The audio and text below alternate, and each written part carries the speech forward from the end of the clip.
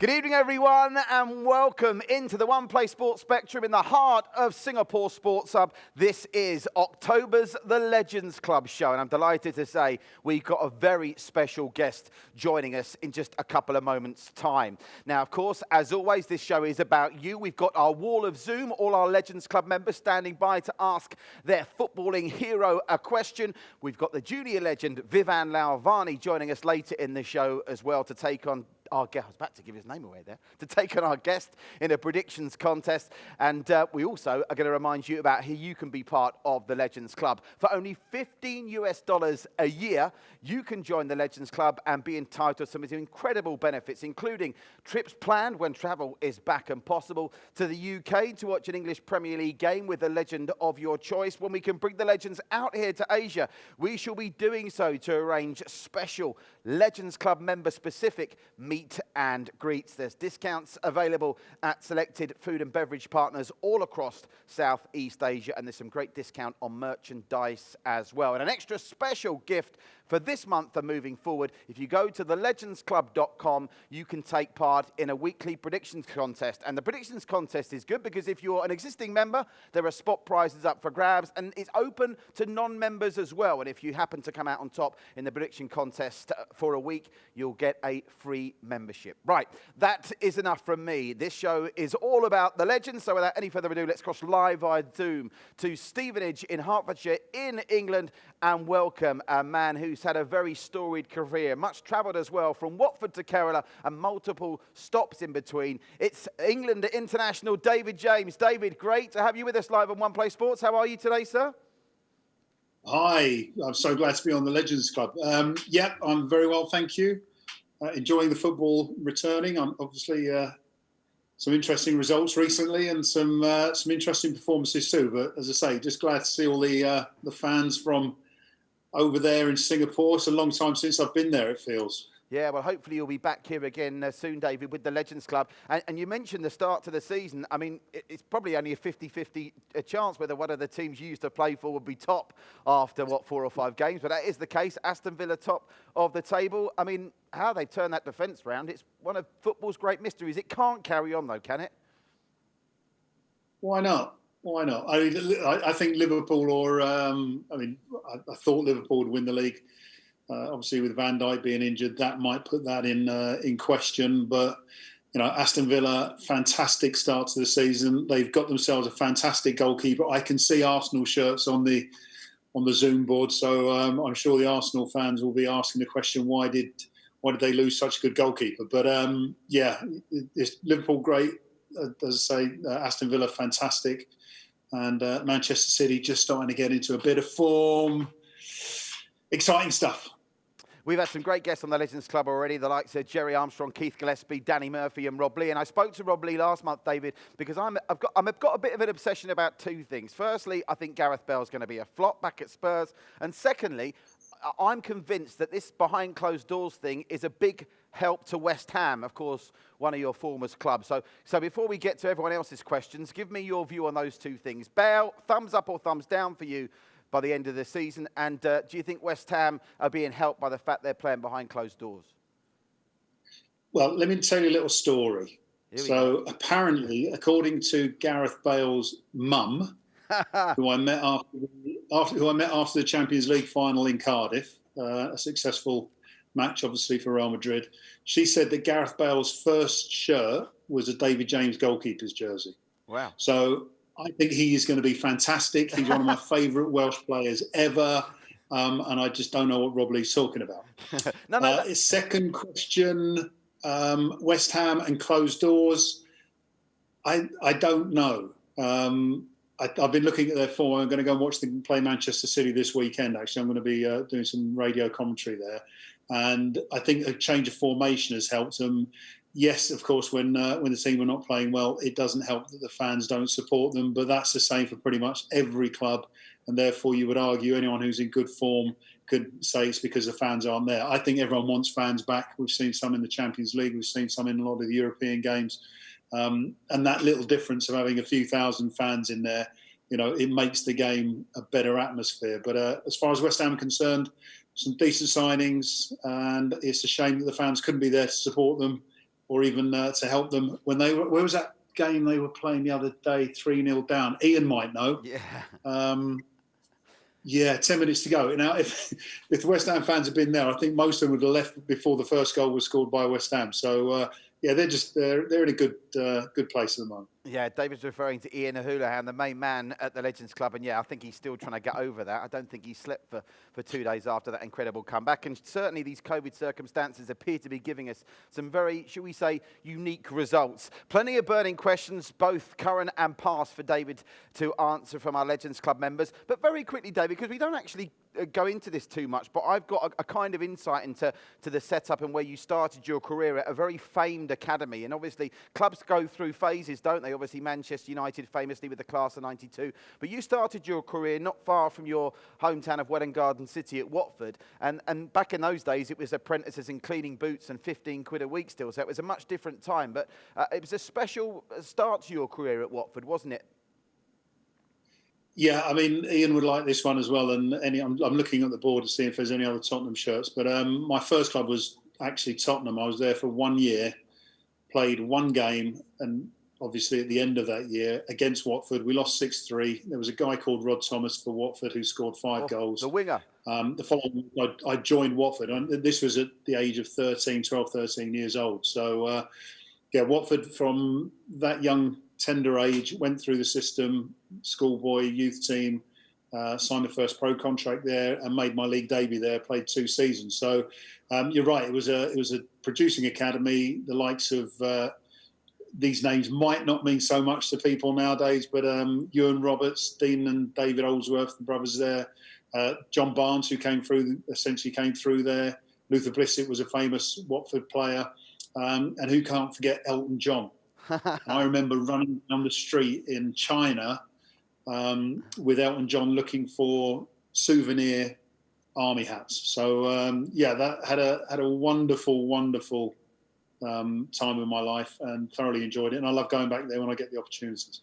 And I'm a paid-up member of the Legends Club, so this is my question before I finally go to the Wall of Zoom. I remember watching that Watford youth team in the early 80s when they got to the FA Youth Cup final against Newcastle, who had a certain Paul Gascoigne in their team. And the goalkeeper who preceded you in the Watford youth team, a lad called Sean Griffith. I remember as a young kid watching him, and I thought, this guy is some goalkeeper. But I always thought, surely he's too short to make it in the top level of the game. And true enough, he seemed to slip off the radar. Can you give me any insight? I mean, I am getting a bit obscure now, but where's Sean Griffith now? Because he was such a good player as a youngster. Well, can I say, I took Sean Griffith's place. So hopefully that will answer part of the question. But I'm still in touch with Sean. He's doing some goalkeeping coaching. He's been involved with some professional clubs as well, goalkeeping coaching. Lovely guy, obviously loves his goalkeeping. Yes, he was a little bit short, but he had a lot of talent. And as I say, back in the day, there was one youth team goalkeeper, not 5 like it seems to be currently. So unfortunately for Sean, and maybe fortunately for me, I was able to take his place and sort of end up in the position we are here today at the Legends Club. Waiting to talk to all these wonderful fans. Yeah, and we're looking forward to getting to them. Must mention, by the way, that Watford Academy setup that David came through, a great guy called Tom Wally, who won't be familiar to many people, was the influence behind so many young Watford players' career, and David reeled off a very impressive list, and there's too many really probably to go through. And the manager of Watford at that time was a certain Graham Taylor, who of course went on to achieve legendary status in the game. Right, enough from me. This show's about you. I know I say it, so now I've got to prove I mean it. Stay with us. We'll be back in a couple of moments here on the Legends Club to go to the Wall of Zoom. And don't forget to check out our brand new Legends Club partners. I've never worked with a lamp before because our brand new partners in China are the platform, I've got to say this right because it's not Aladdin, it's Aladdin. So Aladdin, our brand new partners, many thanks for their support and encouragement here on the Legends Club show. Right, I promise, Wall of Zoom and David James next.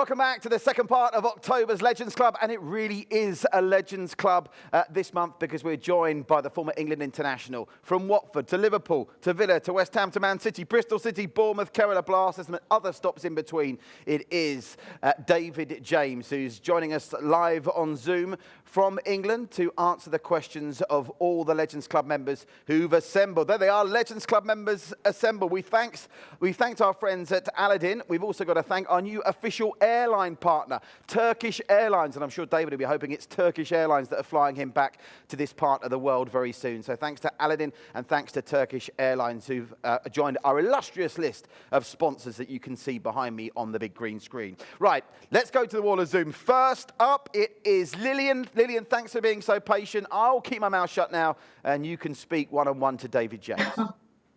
Thank you. Hi, David. How are you? Hi, Lillian. Very good. Hi. Yeah, it's a personal question I have.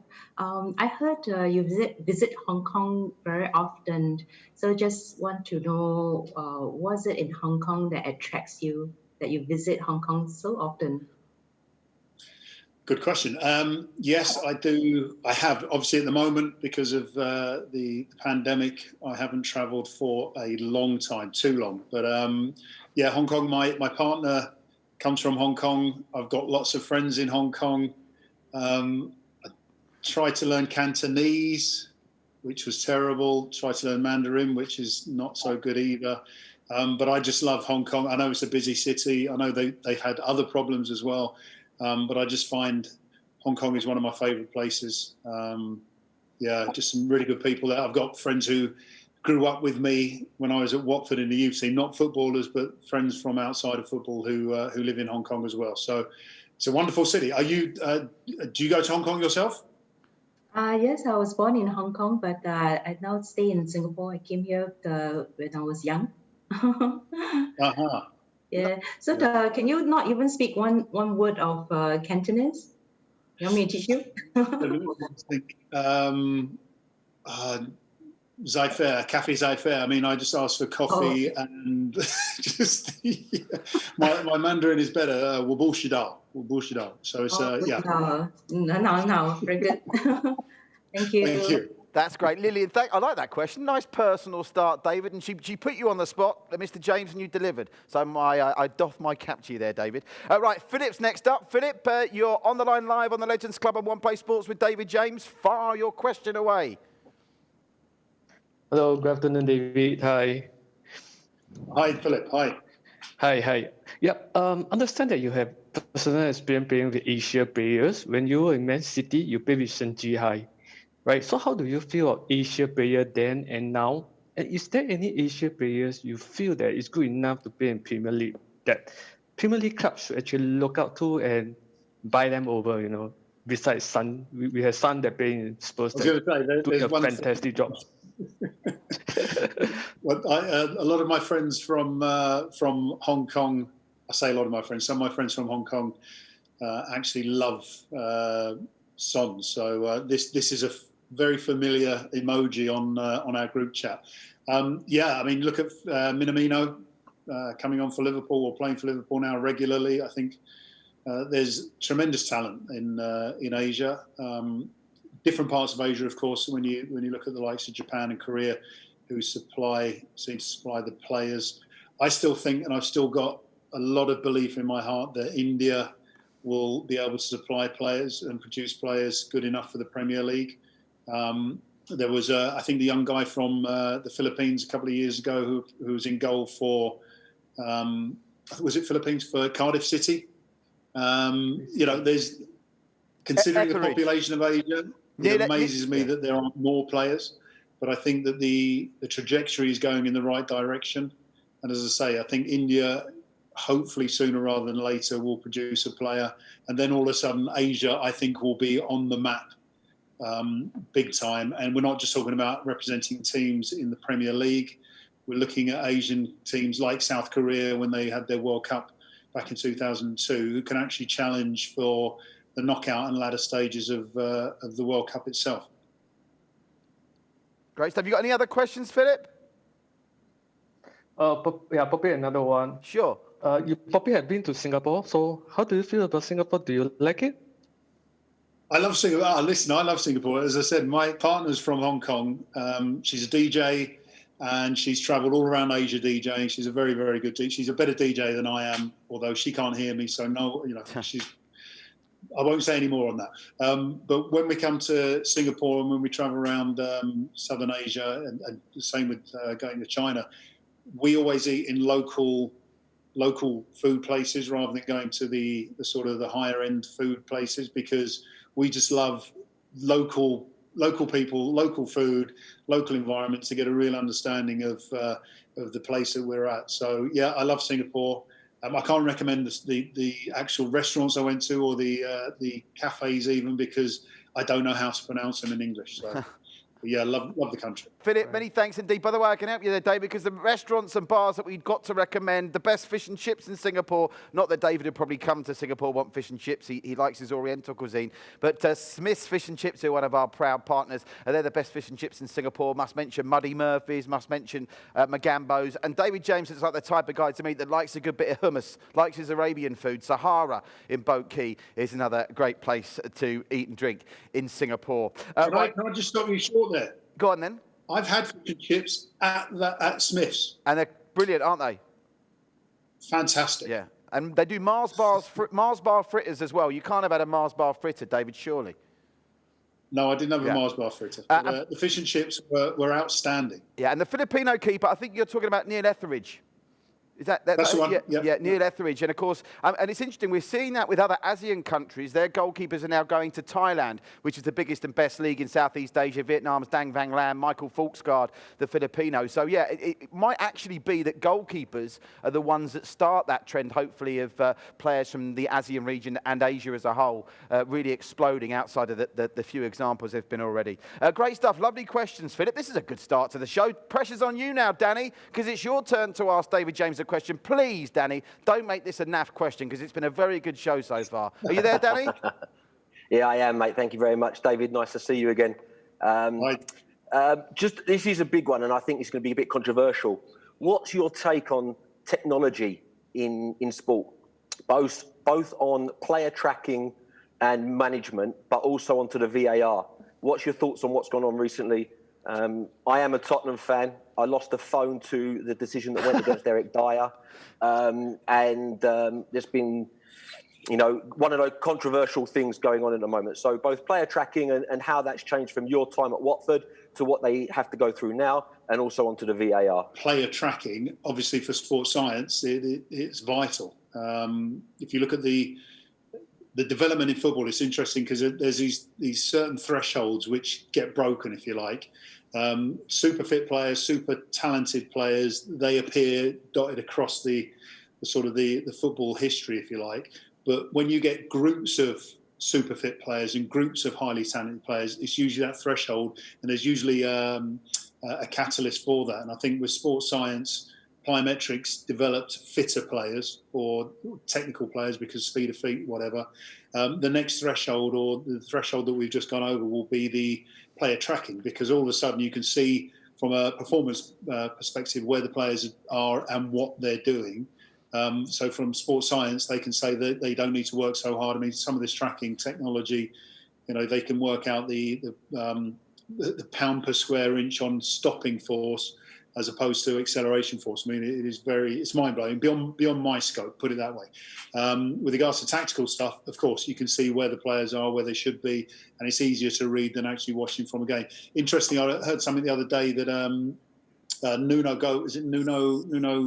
the Wolves manager, who's a former goalkeeper, he likes to watch video from behind the goal, because as a goalkeeper, that's how he played the game, and that's how he interprets the information that he sees. Granted, he doesn't do that live on the day. That might be why he just stands there and doesn't do much during the match.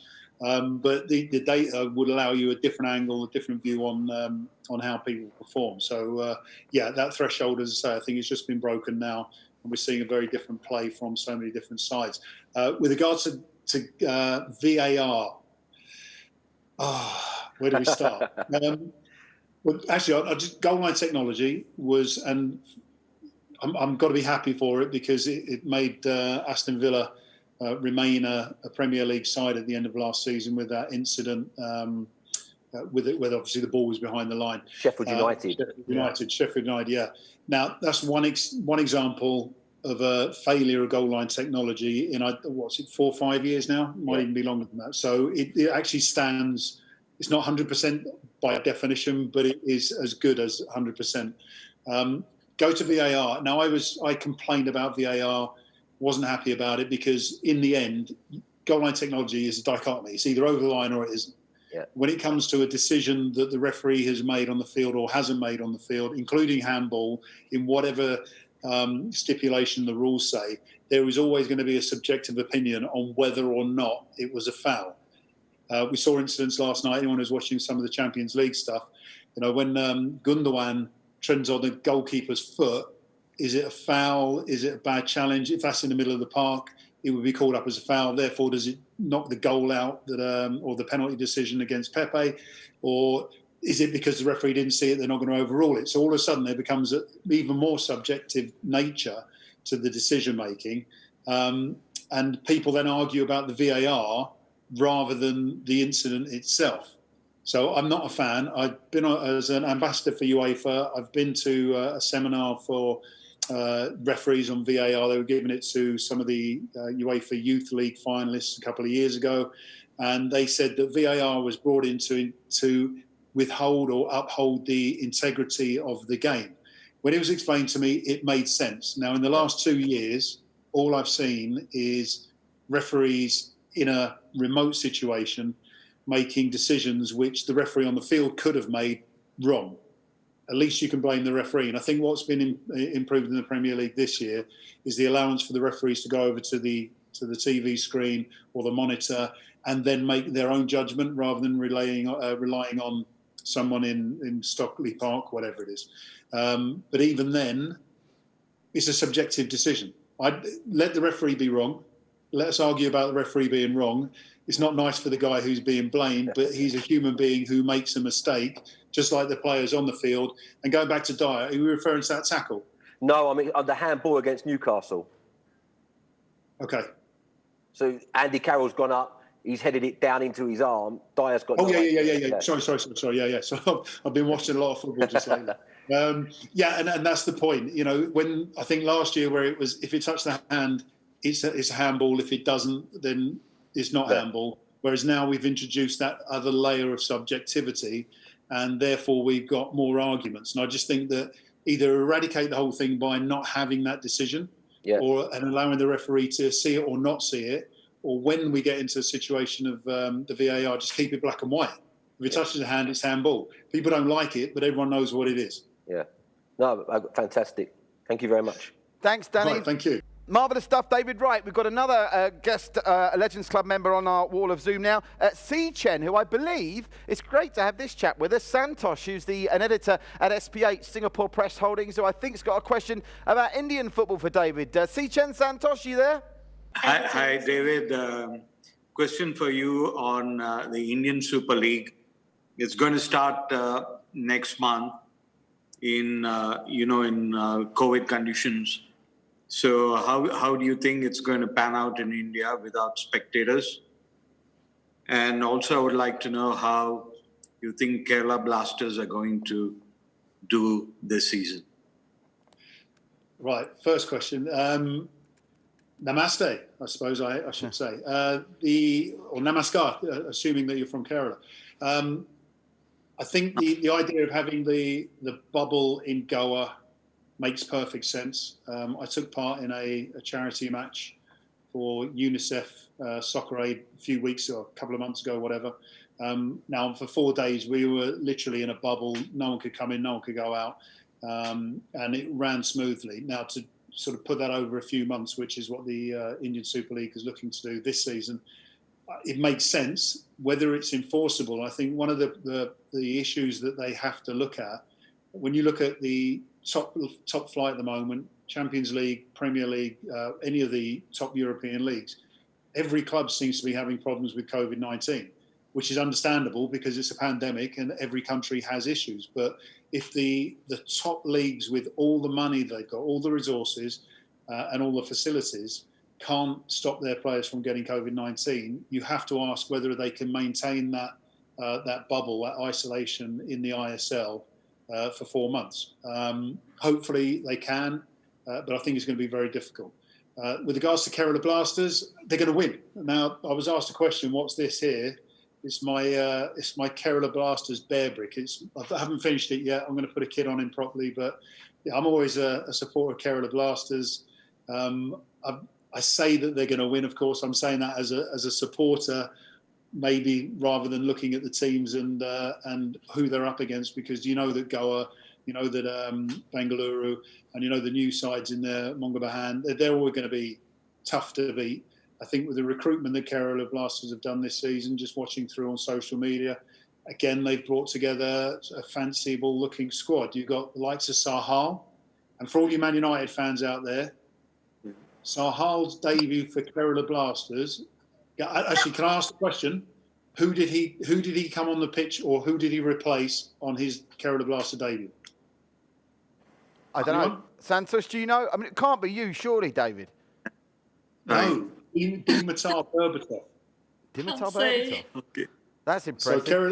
So Sahal's debut was coming on for Dimitar Berbatov. So when one career was slightly going downwards, Sahal's catapulted, and now he's one of the best players in the Kerala Blasters, if not India. So yeah, okay. I think they're going to do. I hope they do well. Having been in the final in that first year and having not had such a great time back in 2018, I still have yellow blood, a yellow heart, and I just want to see Kerala Blasters win the league. If Liverpool can wait 30 years, Kerala Blasters can wait 6. It's not a problem. Great stuff. Santosh, thank you very much for that question. Great to have the editor from SPH, Singapore Press Holdings, with us. Santosh, you stay safe. Great to hear from you. Let's go now. That's another interesting shirt. This Messi man always comes on the Legends Club show every month in a very interesting shirt. I can't make that one out. Ravi Chan. I always wait to see what shirt Ravi Chan's got on today, and I'm actually struggling to make out. What's today's shirt, Ravi Chan? All right. It's actually the England Masters shirt from the... I think David will recognize it. Yeah. Okay, so far away, you've got David James one-on-one on the Legends Club. Okay, hi David, how are you? Good to see you again. Yes, Ravichan, I did recognise you when I saw the wall of Zoom. How are you? Okay, I'm fine. All right, I was actually preparing 3 questions, but I got something out of the blue for you. As a goalkeeper, I think every goalkeeper wants to keep a clean sheet. And at one time, you were holding the record for the most clean sheets in EPL. Unfortunately, it was taken over by Peter Cech, if I'm not wrong. Yep. From the current climate, for any goalkeeper at the current moment in EPL, do you think that they will be able to beat the most clean sheets? It's a very good question, because when Petr Cech was on the way to breaking the record, I was hoping that he would sign for a European club. And then he decided he signed for Arsenal, obviously, and then broke the record. And I was frustrated in one sense, but at the same time, Petr Cech, I think his record up until the last season was almost 1 clean sheet every 2 games. I mean, it was ridiculous. He also holds the Premier League record for the most clean sheets in 1 season. Any Man City fans out there, just for the record, the year that Chelsea won the Premier League 2004-05 season, Petr Cech kept 25 clean sheets, something like that, conceded 14 goals. The only team that Chelsea did not score against was Manchester City. There you go. And their one defeat was a 1-0 defeat at the Etihad, Nicolas Anelka penalty. So that I was quite happy they won the league and we didn't concede any goals to help them. But yeah, going back to the point about whether the record will be broken, of course, I think that there's slight differences here. When Petr Cech went to Chelsea, he was in his early 20s, phenomenal player. John Terry said to me, I asked him the question, I said, hey, John, what's that goalie like? And he went, J-Mo. If it's in the air, he catches it. If you shoot, he saves it. And I went, oh, he's pretty good then. And he turned out to be an amazing goalkeeper. Now, he was in an amazing team who were keeping clean sheets to say week in, week out. Interestingly as well, Kudachini, who was his understudy, actually previous goalkeeper, but also an understudy. His record for Chelsea is almost 1 in 2. So as good as Petr Cech was, he also had the best defence in Premier League history in front of him. So, Chelsea was a side that was going to produce lots and lots of clean sheets. The likes of Jordan Pickford, who are young, if they were to be able to continue a career for 15, 20 years in the Premier League, of course they would have a chance. I'm trying to think of the name now, was it the big plan where they wanted to cut down the Premier League numbers, something which I don't agree with in Project principle, Big Picture. but I wanted to agree with because it meant there would be less Premier League games, so less people could keep clean sheets and less appearances, so my record, my number 2 in the record books would last for longer. But obviously a young goalkeeper gets a chance, then, and with longevity, it could go. Joe Hart, I think, is the closest at the moment. I'll ask Ian one day whether he wants Joe Hart to play in goal for Tottenham, and I will also remind Ian that I'm speaking to Joe Hart next week.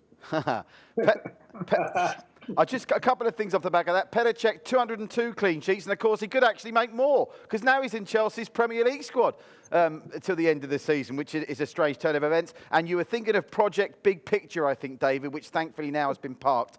Ravi Chan, another question for you, Ravi Chan? Yes. Go on. Okay. Being a goalkeeper, David, I think there was one occasion whereby you played up front. That was in 2004 or 2005 season, if I'm not wrong, for Man City. Now, have you played up front, upfield during training for Man City, and was it a tactical decision by Stuart Pearce? Well, Ravi Chan, I'll ask you the question. You've seen the footage. Do you think I ever looked like I practiced playing up front?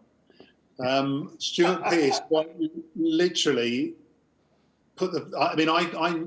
I was told at half-time, I rephrase, the kit man at half-time said to me, "Jamo, I've printed your shirt." And I'm like, "What?" And he said, "Your outfield shirt." And I'm like, "Why?" And he said, "Because you might be going up front." I'm like, "Seriously?" And I left it because I was playing in goal and we needed to win the game. And then it seemed like 20 minutes to go, 15, 20 minutes to go. Apparently it was only a few minutes. The board goes up. Nicky Weaver's getting changed. Because I didn't even see him warm up. I was so focused on the game. And I ran over. The shirts came out. I put the shirt on and I didn't know what to do. Literally, I just thought I'd head the ball if it's in the air. And if it's on the floor and it's too far away, I'll just take out anyone who's in front of me. So the footage that you see, which is, I don't know, 5-6 minutes worth of... if there was VAR back in 2005-6, I would have been sent off probably 3 times. I think I fouled every outfield player from Middlesbrough. I probably hit a few of my own players as well. It was an interesting moment. And then Robbie Fowler misses the penalty, which would have actually got us the win. And had we won the game, then me going up front would have been an inspired decision by Stuart Pearce. Nice questions, Ravi Chan. Is it true, by the way, on that, David, that Stuart Pearce lost the dressing room after that, or has that been exaggerated by some other members of the squad that were there at the time? No, I didn't. Do you know what? Because it was last game of the season. I mean, the situation, for those who don't know, we were level on points with Middlesbrough, and obviously their goal difference was better than ours. I think they'd scored more rather than let in less. And we had to beat them, simple as that. There was another notable point from that match, which I don't like repeating, but it was just so scary. Jimmy Floyd Hasselbank scored from 25 yards with a 2-step run-up. Wow. He was the hardest kicker of a ball. I hope this isn't anyone's question. He was the hardest kicker of a ball I'd ever faced. And it hit the crossbar, bounced, and then bounced up and hit the net as well. So that made it 1-0, I think, or might have been the equaliser. But there was no discord or disharmony in the change room from what I remember. We literally got changed and went home and then went on our holidays. Well, actually, it sounds like that story's sort of been exaggerated a bit over the years then maybe. Let me just check in one last time with the wall of Zoom, because I've gone through the list of the questions that I had prepared, but just want to check there's no one else there that's been inspired listening. Oh, we have got a question. Top right. Let's go, whoever that's top right on the wall of Zoom. The hand's up, so let's get another question. And who's that top right? You'll have to introduce yourself to me. Who's that top right? Oh, hi. I'm Michael from Australia. Hi, Michael. Good to have you with us from down under. Mr. David James is standing by. He's all yours. Yeah. Hi, David. We met when you were here in Melbourne 3 years ago. and where you were trying to practice the AFL kicks. I don't know if you remember that. My question will not be related to what happened on that night in February 2003, where Australia beat England 3-1, but rather I would like to ask you, which are the couple of Australian players, the toughest ones that you come up against? Well, first of all, it's good to see you again. I've been following a little bit of the Australian. Hey, what about Richmond Tigers? I think they're in the final, and tomorrow's a public holiday. Yeah, I mean they hadn't won. So when we were doing that kicking, I got friends with some of the guys, some of the players, and I was talking to them, saying, I think Todd's one of them. And I said to him, Richmond, how are you going to do? And he went, yeah, we might do all right. And then they went and won the title. And now they're the best team in Australia. So I've got their shirt. If I'd have known that you were going to be on, I would be wearing my Richmond Tigers shirt now. Fantastic. So Australian opposition. I think, oh no. Why, Ian, I know you can hear me. Why did you get me on to talk about people scoring goals against me? Harry Kewell. I think he played for Australia. I think he played in 2003 as well, and I think he scored in 2003. We played when he was at Leeds. I can't remember if I was at Villa or West Ham, and a little bit like Jimmy Floyd Hasselbank, he scored from right out on the byline. It was, I think he scored because no one thought he was going to shoot, and he's hit this shot and it was like a laser beam, bang. Went past him on the left-hand side. So, yeah, Harry Kewell was a bit of a nemesis, the Australian nemesis. I'm trying to think who the other guy is who played for Everton. Tim Cahill? What was his name? Tim Cahill. Timmy Cahill. I know who he is. I'm joking. Yeah. Tim Cahill. He's another one. And the reason he came back, the thing with Harry Kewell was it was while I was playing, but Tim Cahill came back and caused me problems as a player for Jamshedpur in the Indian Super League. And he was always known for his heading. I think he scored a header for Jamshedpur. He scored a header against me, I remember, for Everton when I was playing for Manchester City. But these two guys are legends. These two guys. And we're going back to one of the earlier questions there about the development of Asian players. I mean, Australia arguably is part of Asia now, isn't it, with regards to the football representation? But Australia have produced some very, very good players. Now you mentioned Melbourne, we had City come to Kerala, which wasn't good. They won 5-0 with Girona. But I wanted our players, because they were one of the best teams in Australia. I wanted our players in India to see what it was like to play against the best teams in the AFC. And we got beat, but it was a good experience for them. So yeah, they were the two main players. I'm trying to think who else we had. Who was the guy at West Ham? Fox? Hayden Fox. Hayden Fox. Yeah.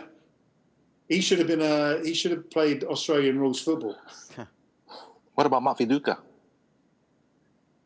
I don't know if Mark scored against me. Yeah. Robbie Slater? Listen, you've made it bad enough by bringing up two guys who scored against me. I don't.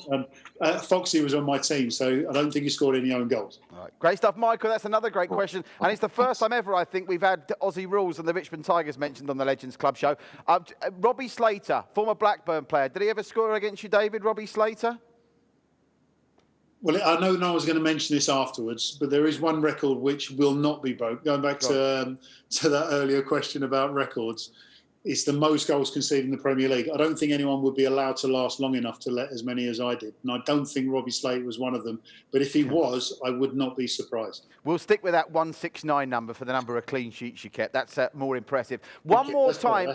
I'll check in, guys. One more time. Anyone on the wall of Zoom? I think it's time we moved on anyway. So thanks to everyone.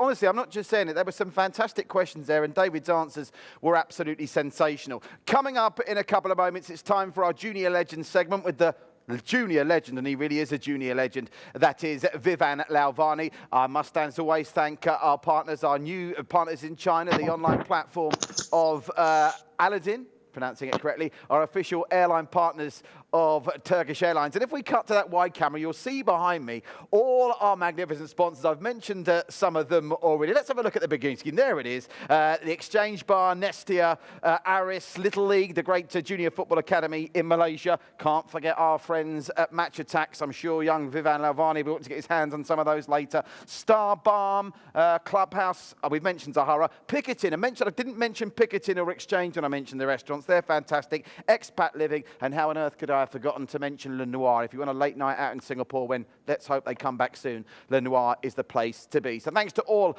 our ongoing support from not just our Legends Club members who are brilliant on the wall of Zoom there, but also our partners as well. A reminder, if you want to join the Legends Club and be part of this show every month and get a whole host of other benefits, $15 a year is all it will cost you.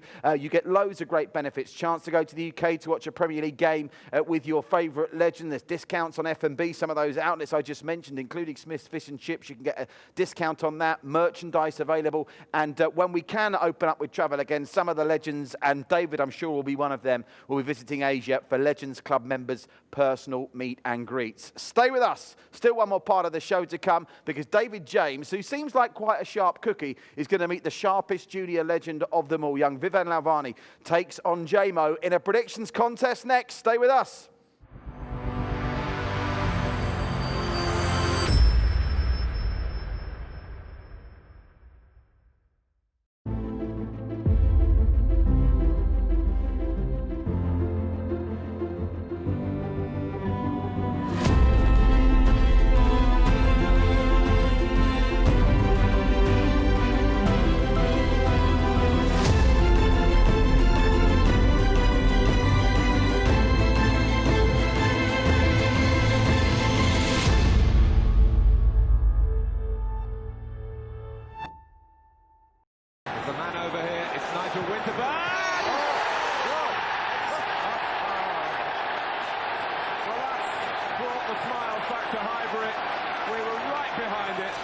Hi, I'm Nigel Winterburn. If you want to join me on a live Zoom call with the Legends Club in November, all you have to do is join the Legends Club.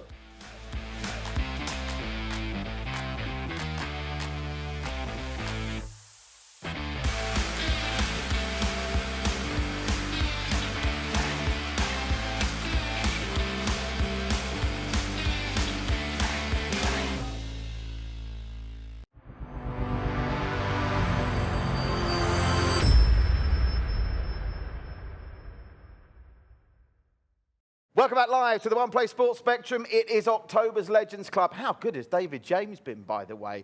And he's going to have to be at his best now, because sitting alongside me is the living junior legend, Mr. Vivan Lalvani. It's very good to have you back, Vivan. How are you? Has your October been so far? Pretty good. Not Excellent. so bad. Behaving yourself at school, I hope. And apologies to keep you out so late as we record the show with David. You got your questions and are ready and standing by? Yeah, I have about 3. Okay, three is probably a nice round number. It's not really a round number, but it'll do for this. Right, so let's go back live via Zoom on the Legends Club to Stevenage in England. David James, a living legend. This is a living junior legend. David James is a living legend. Is standing by. David, meet Vivan. Vivan, meet David. And David, best of luck, because he gave Rob Lee a terrible time last month. I'm ready. Okay. Hi, Vivan. Hi. And just for the record, 3 is a round number. Is it? Very round. Thank you, David. Yeah. Digging me out of a hole there. Well, Right. depends how you want it. Question number 1, Vivan. Okay, my first question, I actually did the same thing for Rob. Anyway, the first question is, who do you think's better, Messi or Ronaldo? He loves... I love Messi. I won't tell you who you love. Oh, you gave it away. He loves Messi. You won't hear a bad word said against Messi. Which camp are you in, David? Messi or Ronaldo? Okay, the answer to that question is arguably impossible in one sense, but the reasoning that I will have my answer to give Ronaldo, it's changed. Okay, so Vivan, you have to understand this. Had you asked me this question 4 years ago, even 3 years ago, I would have said Messi, no question, because my answer would have been based on, if you put Messi in Ronaldo's team and Ronaldo in Barcelona, which team would be the best? And Messi would always make whatever team he's in better, whereas Ronaldo possibly wouldn't, because you would need to change the whole team to facilitate what Ronaldo does. If you ask the question now, which you have, I will say Ronaldo, because Messi's still doing what Messi did 10 years ago. Yes, he's very, very good, but Ronaldo has been able to reinvent himself in so many different ways and still be up there as one of the best players, if not the best player in the world. So for longevity and adaptability, the best player of all time would have to be Ronaldo. And Ronaldo hasn't got any tattoos. You haven't got any tattoos, Vivan, have you? No, I haven't. Don't Your worry. parents will be delighted to know that. So, Well, until you get a tattoo, you have to like Ronaldo. Once you get a tattoo, then you can like Messi. And you have to grow a beard. I'm going to grow a beard, but no tattoos. So, but to be fair, David, he's not stumped you, but even you respect that answer, right? This is what it's all about. This is what this show is about. Just like our Zoomers, you're speaking to one of England's best ever goalkeepers, and he's educating you. So, yes, good job from both there. Question number 2. Who is the toughest player you've played against in your life? Okay. To answer this question, I'm not going to take as long as the last one. If we're talking about best player over a period of time rather than the best player on any given day, because there was a guy called Unlove who played for Coventry, the only player to score a hat-trick. Now, I've got to change this answer because I was looking at some stats the other day. He's the only player to score a hat-trick against me at Liverpool while I was playing for Liverpool. There was one other player who scored a hat-trick against me at Anfield when I was playing for... I can't remember who it was now. Michael Owen. He scored a hat-trick. I didn't even remember. And now it all came back to me that he even scored a header, which was the insult of insults. So on a one-match performance, doesn't count. Over longevity, I would say Ronaldo wasn't the one. He scored some great goals, but I actually kept more clean sheets, or he didn't score against me in games as many times as he did score. So Ronaldo doesn't count. Didier Drogba was amazing and annoying because he was amazing, especially when he scored a free kick in the FA Cup final 2010. After I managed to save one. It was a good running battle with Drogba because he was so good. But I have to say the best player, Thierry Henry. Thierry Henry, that's a good answer. You remember Thierry Henry, don't you? Just about old enough. He really was something special. You probably don't remember Peter Unlove, though. He was a star. Can you remember? No. There was a time. Do you remember when Coventry used to be in the Premier League? Can you believe that? You don't remember Coventry being in the Premier League, do you? I wasn't even born. Yeah, I'm sure you weren't. Peter Unlove, he was one of those... Premier League used to get those in the 90s, these players that popped up for one club and were really something special, and Peter Unlove certainly was that. You've still got one more question, bud. What's the third one? Vivan, sorry. These are the best players against me. Yeah. You didn't ask me, and let's just the next question. The likes of Steve McManaman, Wayne Rooney. Wayne Rooney was one of the best players I've ever played with. Unfortunately, no, hang on a minute. Yeah, he only scored a few goals past me. He actually chipped me and then started laughing about it after the game. So Wayne Rooney's up there. What's your third question? How do you rate the Liverpool team right now on a scale from 1 to 10, and why? Ooh. Right now. Okay, as in now. Right now, No, as in just beat 1-0, or right now as in current Premier League or champions the end of last on their season. new camp. Like current Liverpool squad. Okay, marks out of 10. And why? Before Jordan Pickford, 10 out of 10. Since Jordan Pickford, 6 out of 10. No, Van Dijk. I mean, he's the best defender in the world. Is now he? He's not playing. He's out for the rest of the season. Is he the best defender in the world? Is he? Huh? Is he definitely the best defender in the world? Because before that injury, obviously I don't like to see anyone get injured. He was looking a bit wobbly. Didn't gave away a goal against Leeds. He's not had a stunning start to the season even before the injury. So name me one better defender who hasn't had a mistake in his game. What, this season? Oh, hang on a minute. You're not the best for a strawberry season. That, to be fair, you might have me there. I mean, there's no one that stood out, but I'm just saying, to put him on that pedestal, you're still a bit like Vivian's question, you're going on last season, right? This season, and not just him, because you have to, obviously, when you're looking at individuals, it's part of a team, particularly in a back four. Oh, okay. I stand corrected. Okay, so if the question is current form being from the beginning of the season. Yeah, that's, sorry. Okay. We'll meet halfway. Because what I couldn't believe, and you've been very good, David. I like a man that does his prep. You've done your prep. I was going through the stats here. How many teams, I'll ask because David will know it, how many teams this season in the Premier League have conceded more goals than Liverpool? So how many teams in the Premier League have had a worse defence than Liverpool this season? I don't know. Just one. They've got the second worst defence in the division. Can you believe that, David? And you're telling me their centre-back, this Marvel, is the best defender in the world. I wrote it down. How many did they concede? I got the numbers here. It's something outrageous. They've conceded 13. Only West Brom, who've conceded 17, have conceded more. Okay, wow. Anyway, sorry. I apologise. I'm going to give you a bite. You got any more questions, or do you want to get onto the predictions? Okay, hang on. You can think? I haven't actually answered the question yet. Sorry, David. Go on. Go on. I was in. Sorry for the wall of Zoom. I apologise. We've just gone off on a slight tangent there. Right. So current form, I would have said. Okay. Yeah, there wasn't. There was not a lot of goals there. A 8 or 9 out of 10, I would have said, with Van Dijk out of it, and given that 8 or 9 out of 10 was with Van Dijk not producing necessarily the form of last season. I put them at 7 because what they did yesterday against Ajax was terrific, and that was against a young Ajax side, it might be said, but it was away from home. Adrian wasn't the best player on the field, but he made a great save. And I have to say this to all the Manchester United fans out there: the save that Adrian made with his foot, people said, "Oh, yeah, just saved it with his foot," and then David De Gea made a block the night before, and everyone went, "Wow, what a great save!" Adrian's save was as important, and if not more difficult, because there was a bit of distance where he had a decision to make, than David De Gea's. Both of them were great saves, don't get me wrong, but Adrian did not get the credit that he deserved for keeping Liverpool in that tie. So, as I say, I think 7.5, 8 out of 10 at the moment. All right. Okay. Alisson gets back 10, and Liverpool win the league again, and then they get to your Champions League final. And hang on, who's current world champions? It's France, isn't it? France. Yeah, France. You see, he's serving up to you there. Okay. It doesn't take. I love you. I love your pedantic nature there. Who's current club world champions? David, you've even lost me now. You can't start saying the Club World Championship's a proper thing. God, good grief! If you'd have won the Club World Championship in your career, would it be the first medal on the mantelpiece? You can't take that seriously, surely. Hang on a minute. So you need to win.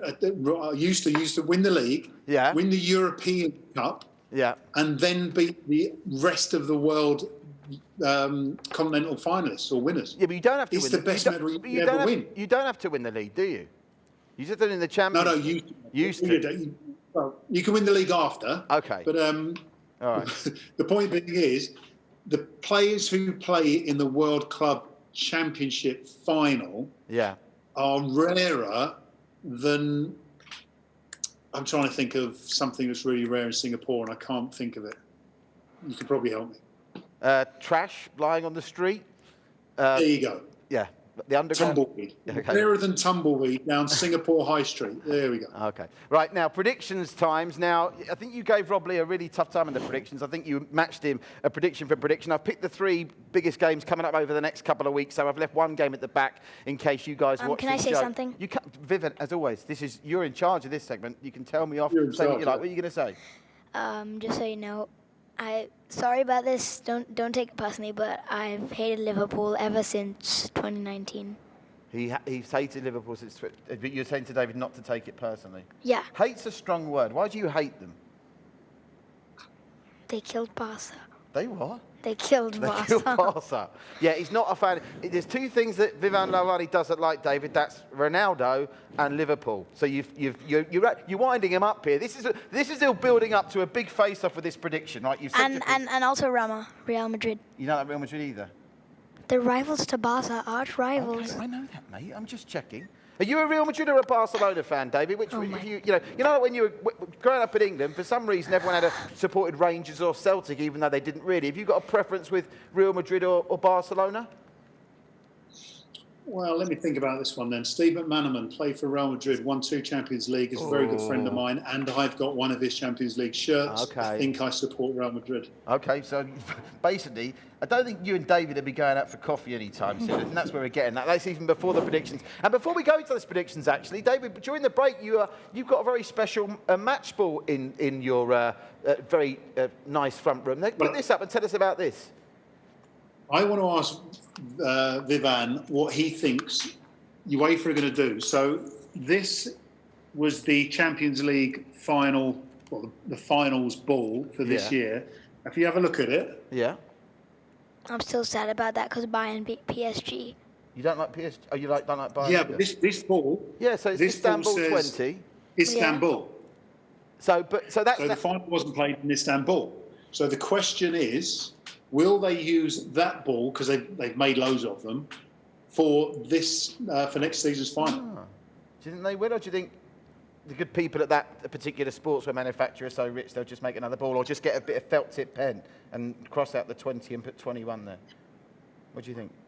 They're getting a different ball. 100%. I think you're going to get a different ball, according to You don't think that when Liverpool are playing Barcelona in the Champions League final, 2021, that Messi will be sat there next to Jordan Henderson and Van Dijk, who'll be fit by then, with a marker pen, just rubbing out bits on it and adding bits to it, like 2021 on it. To be fair, you've got a collector's edition there, David. That could be the pension fund. That could go up on eBay, pretty rich a few quid. Right, these predictions are waiting, so you've got to get stuck in. First up, this show's going out live Saturday, early evening Singapore time. So late tonight, early hours of Sunday morning. Big game of the weekend. Manchester United against Chelsea. I will let you go first, young Vivan, and I think I know which way you're going here, but what would the score be? Go Man U. Go Man U. What's the score going to be? 3-1. 3-1 to United. What say you, Mr. David James, Man United, Chelsea? 15th against 8th.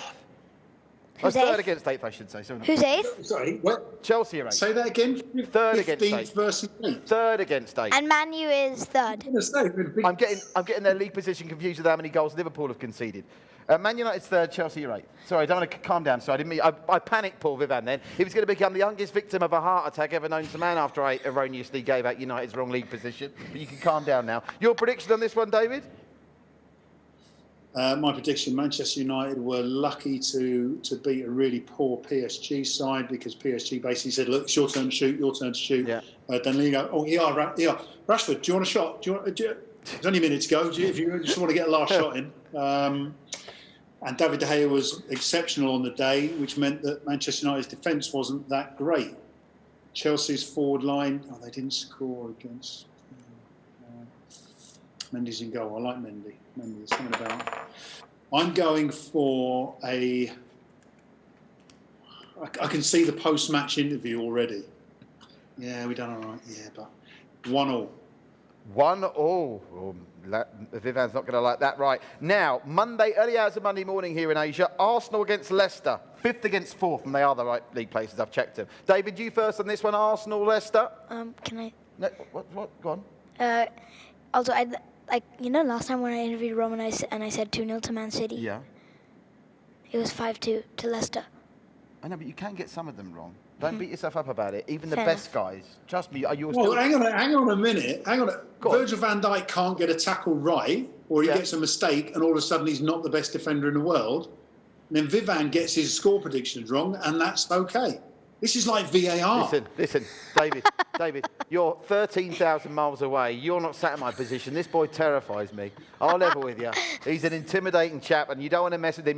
And it's all right for you over there, other side of the world. You've already upset him. Saying you prefer Ronaldo over Messi, flying your Liverpool colours in your Spice Boy suit, and now I'm the one that's got to deal with Vivan. So give me a break, please. Right, Arsenal, Leicester, 5th against 4th. Right.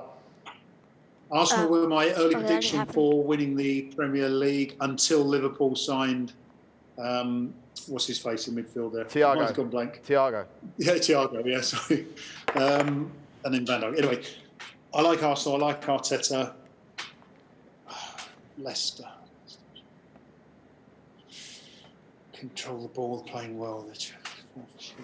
2-0 Arsenal. 2-0 Arsenal, says David James. What do you say, Vivan? They destroyed Man City, so I'm going to go 4-1. 4-1 Arsenal. Leicester, funny old. No, Leicester. Leicester 4-1? Yes. So like they did to Man City, where they've already gone to the Etihad and done it. Tell you what, you two guys couldn't be more diametrically opposed. And last, but by no means least, and I think I know the way this one's going to go, Liverpool against West Ham. Van Dijk's Liverpool. West Ham with that incredible comeback over Spurs. And they've had a couple of decent results, West Ham, of late. So, Vivian, you first here. Liverpool, West Ham. This one is, remember, the 1st of November.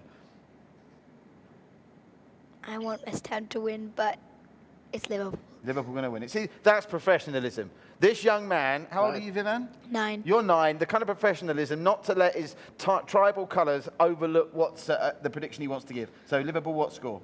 2-0 West Ham. You've changed your mind again. You just let me. I gave you the big build-up, and now you've let me down. 2-0 I'm West kidding. Ham. I'm kidding. No, go on, I'm what's the kidding. prediction? Go on. 2-0 Liverpool. 2-0 Liverpool. David, what say you? I'm going to go watch West Ham on the weekend against Man City. That could be a really big score for Man City. I was actually saying to the guy, I said, imagine Man City being 3-0 up with 10 minutes to go. How do you feel? Oh, no, sorry, that was Tottenham.